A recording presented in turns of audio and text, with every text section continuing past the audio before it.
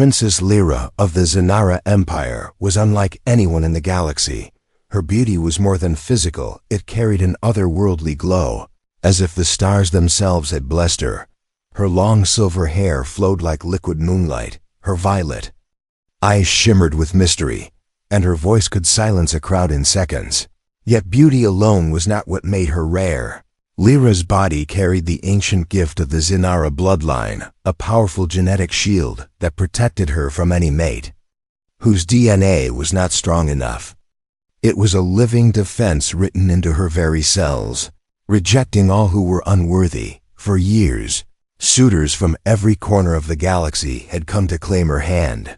Mighty warlords, brilliant scientists, and even alien princes from neighboring empires tried to win her heart, but every one of them failed. Some were rejected after great trials, some were dismissed before they even came close. And for those who dared to attempt the final bonding, Lyra's genetic barrier turned them away. Instantly, it was not a choice, it was nature. Unbending and absolute, her father, Emperor Zaurin, watched as Suitor after Suitor left the palace in shame. The court began to whisper that no one in the galaxy could meet the princess's standards. But it was not pride that kept her alone, it was fate. Her future mate would not only share her life, but also produce an heir strong enough to carry the Zanara legacy. The survival of their empire depended on it, and so the search became not just personal, but political. The emperor knew that if Lyra remained without a mate, rival empires might see it as weakness. Whispers of war grew louder with each failed suitor. The palace was a place of beauty and danger. Its golden halls shone with light from 1,000 crystals, but its shadows were filled with silent schemes. Court nobles placed bets on who might try next. Some hoped Lyra would choose one of the empire's own warriors to keep the bloodline pure. Others secretly prayed she would fail, so they could use her as a pawn in their power games. One day, a grand announcement shook the empire. The emperor declared a final series of trials, the most difficult tests ever designed, to find his daughter's true mate. Any being from any world could compete. It would be a contest of endurance, intellect, and emotional connection. The winner would earn the right to attempt the final bonding with Lyra. The galaxy erupted with excitement. Warriors sharpened their blades. Strategists studied alien histories, and hopeful lovers prepared for the challenge. But hidden among them, names of famous competitors was one that no one expected. A human, his name was Captain Elias Kane. He was not royalty, nor a famous warrior. He had no alien powers, no legendary bloodline. He was a soldier from a distant world that most of the galaxy considered primitive. The court laughed when they heard his name, a human against the strongest warriors in the galaxy. Impossible, they said. But Elias did not come for glory. He had no illusions of being the most powerful or the most clever. He came because he had heard of the princess's curse, and something deep inside told him he had to try. When he first saw her in the throne room, time seemed to stop. Lyra sat upon a throne of living crystal, her silver hair spilling over her shoulders like rivers of light. Her gaze swept over the contestants, pausing for the briefest second on him. Elias felt something strange in that moment, not attraction alone, but a pull, as if her eyes were calling to something buried deep within him. She did not speak to him directly, yet he could feel her presence like a soft flame. The trials would begin the next day, and while the others trained in the palace courtyard, showing off their strength and power, Elias sat quietly, watching, learning. He knew the games of warriors were not always won with muscle alone. As night fell, Lyra stood on her balcony, looking out at the twin moons of her world. Her mind should have been on the trials, on the duty she owed her people, but instead, she kept thinking about the human. Why had she noticed him at all? What was it about him that felt different from the hundreds who had come before?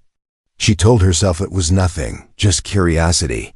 Yet deep within her, the ancient barrier stirred, sensing something it had never sensed before. The first day of trials was coming, and with it, the beginning of something that could change the fate of the galaxy.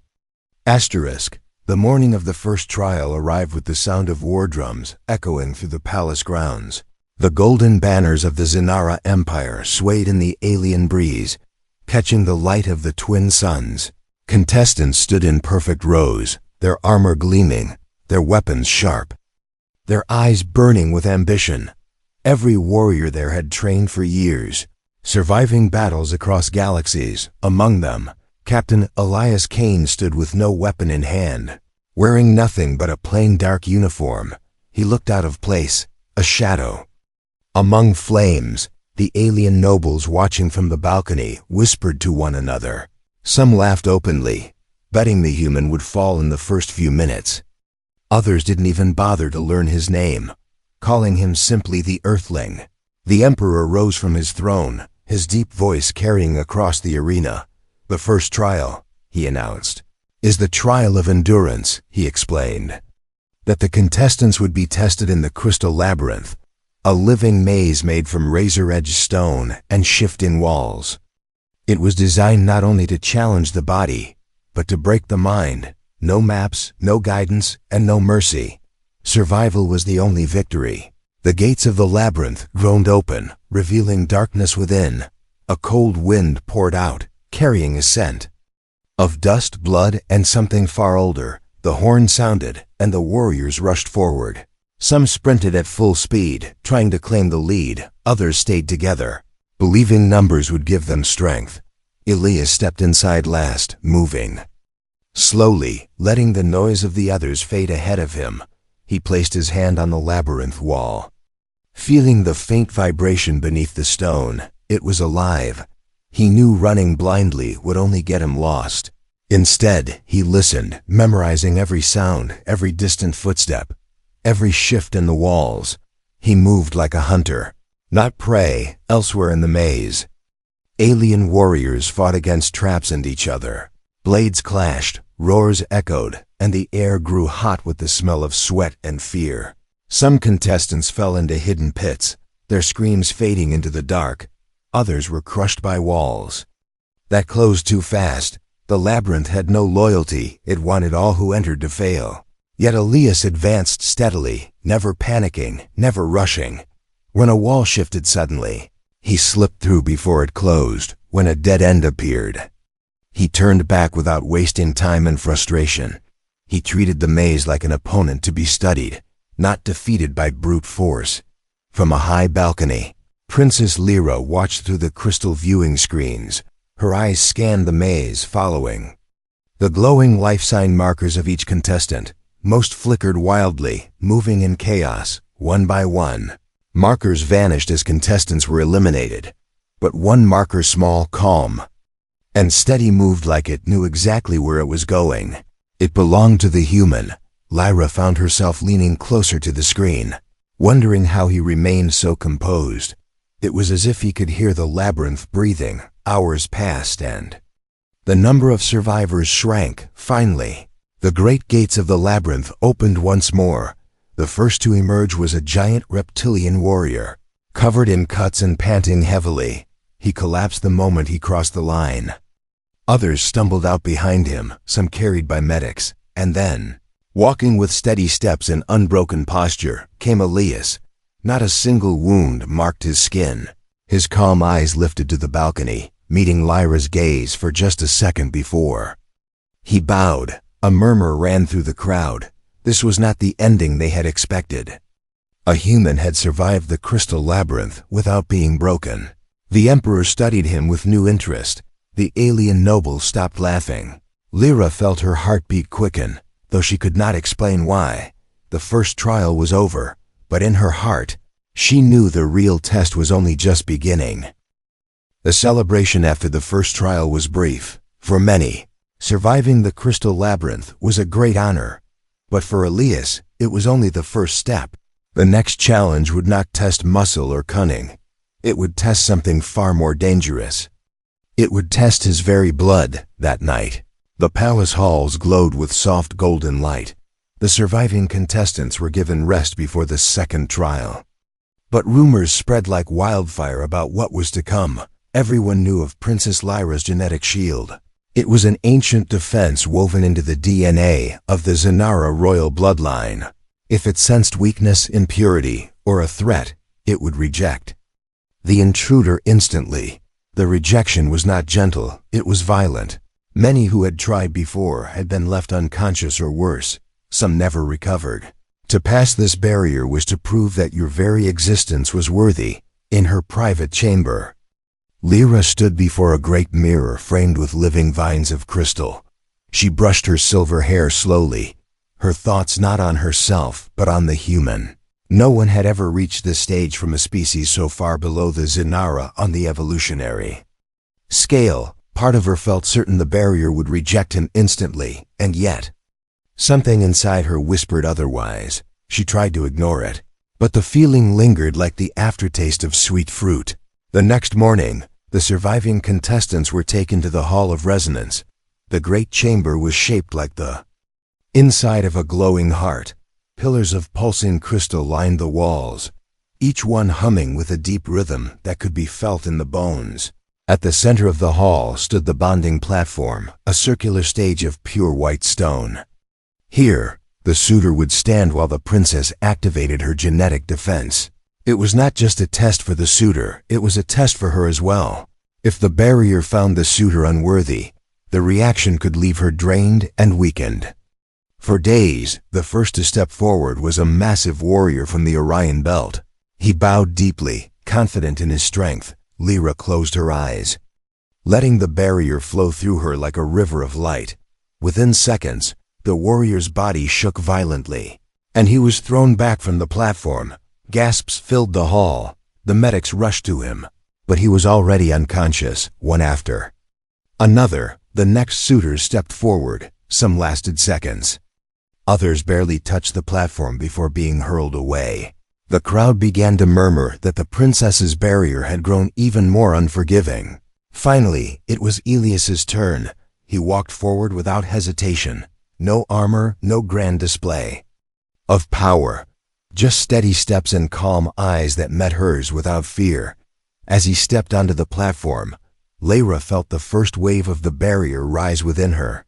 She expected resistance, the usual violent reaction, but instead, she felt warmth. The barrier hesitated. It was as if it was listening, searching deeper. She opened her eyes and met his gaze. The hall went silent. For the first time in her life, the ancient defense did not reject the suitor. It did not throw him back. It simply accepted. The crowd erupted in chaos. Nobles shouted, some in awe, others in anger.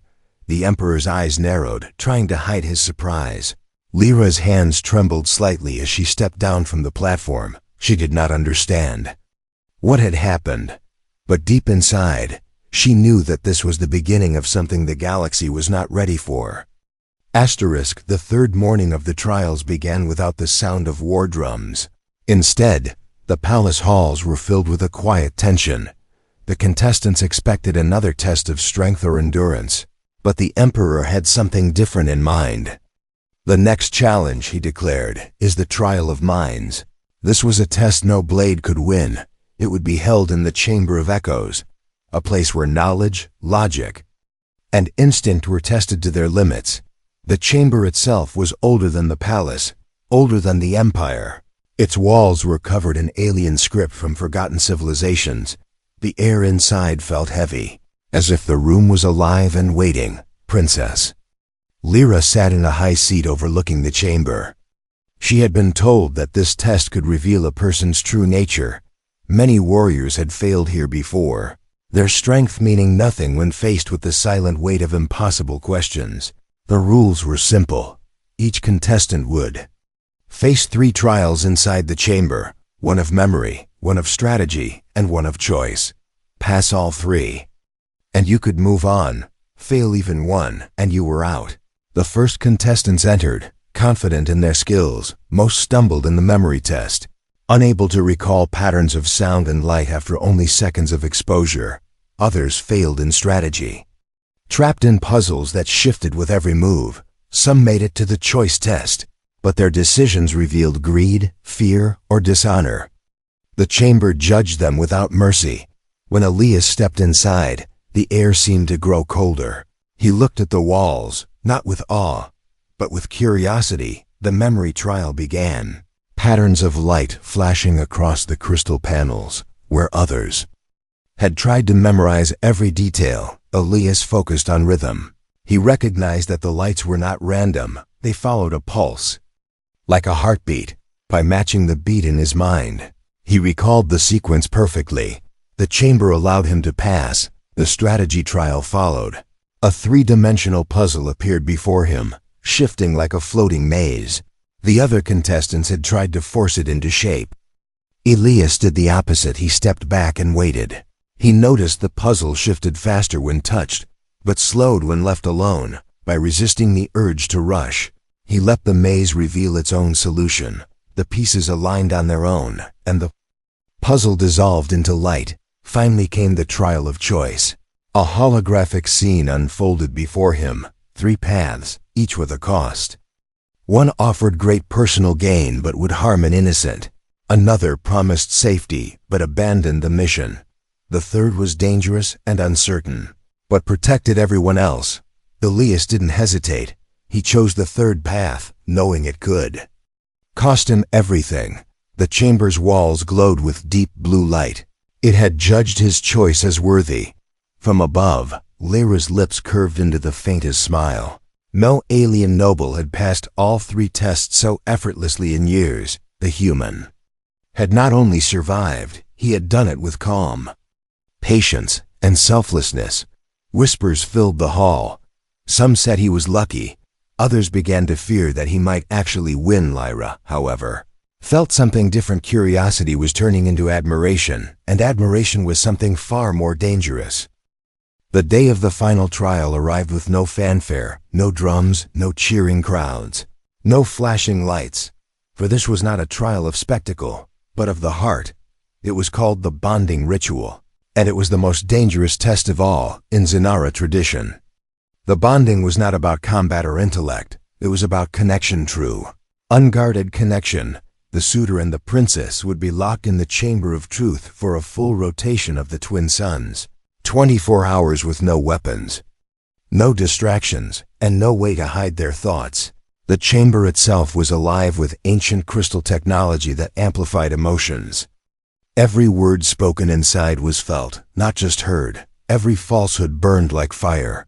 Every truth shone like light.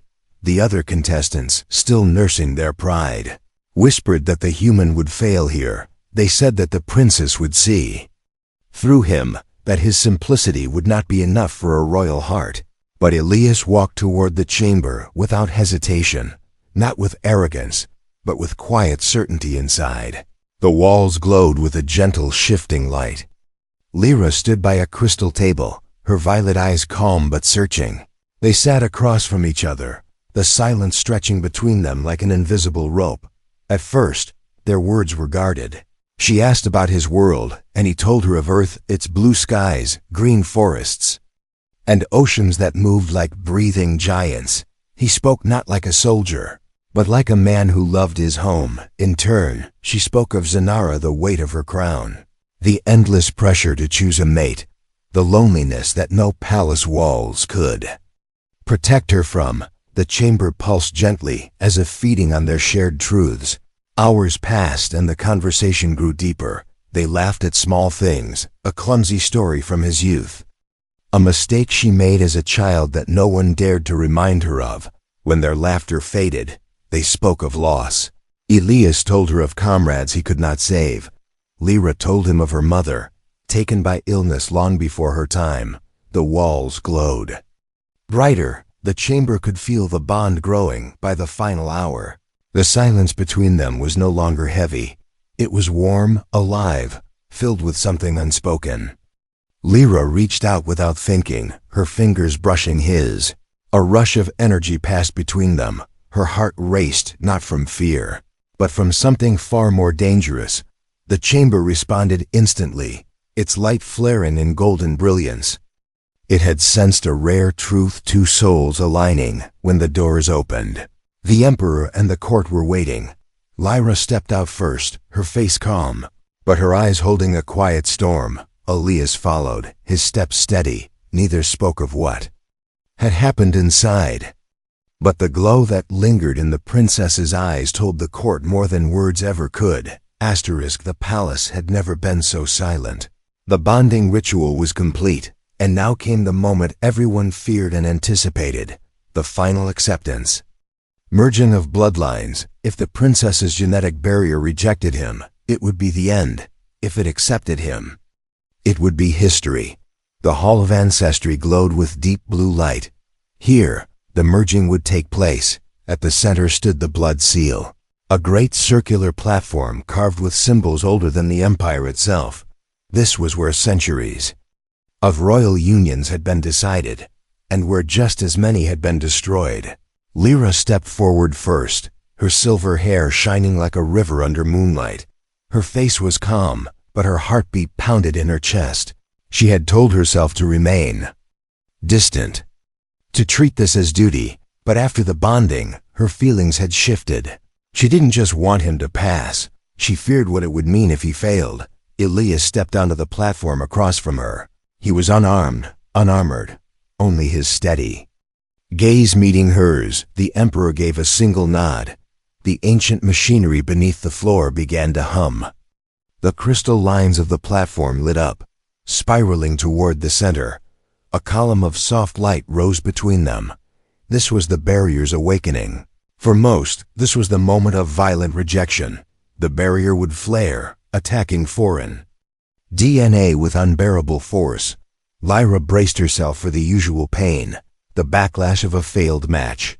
But when the light touched Elias, something different happened. The barrier did not strike. It hesitated.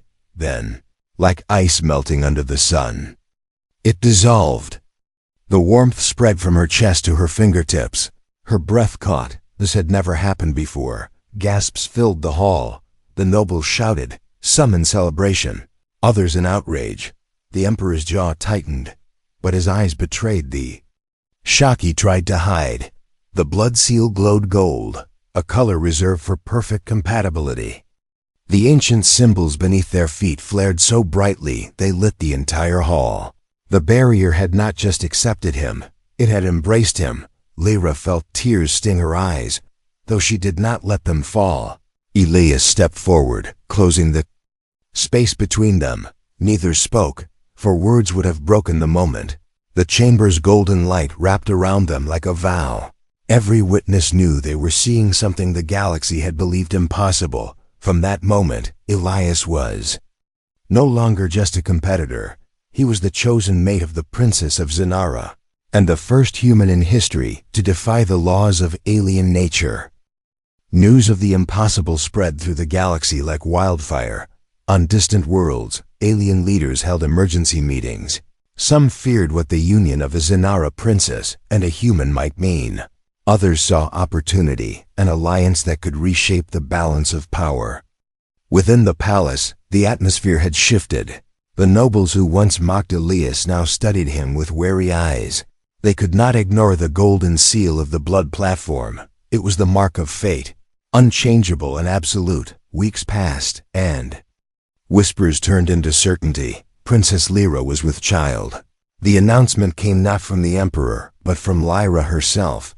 She stood before the Galactic Council, her hand resting over her stomach, her voice calm but unshakable. "This child will be the bridge between worlds," she declared. "This child will belong to both Zanara and Earth." The reaction was explosive.